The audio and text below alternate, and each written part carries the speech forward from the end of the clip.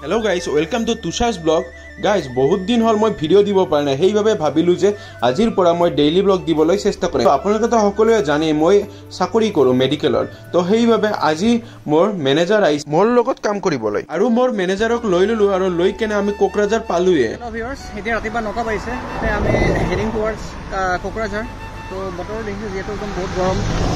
চাও কিমানখিনি কাম আমাৰ আগবাঢ়ে আজি কাৰণে। আৰু আমি কোকৰাঝাৰ পোৱাৰ লগে লগে আমি হস্পিটেল ক্লিনিক সকলোতে গৈ আমি কাম কৰা এনেকুৱা আৰম্ভ কৰিলো। পিছত কাম কৰাৰ হোৱাৰ লগে লগে আমি ভাবিলো যে অলপ খোৱা লোৱা কৰো। তো সেইভাবে আমি এটা হোটেলত গুছি গলো। আৰু আপোনালোকে দেখা পাইছে না কিমান বেছি আইটেম আৰু সেই আইটেমৰ ভিতৰত আমি মাংসও লৈছিলো। ইমান বেছি টেষ্টি আছিল, লগতে আমাক মিঠাইও দিছে।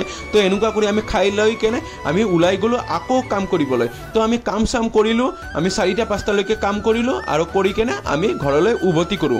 আৰু এনেকুৱা যদি আপোনালোকে যদি ভিডিও যদি চাব খোজে ডেইলি ব্লগ, তো আপোনালোকে মোৰ চেনেলটো সাবস্ক্ৰাইব কৰি দিব। থ্যাংক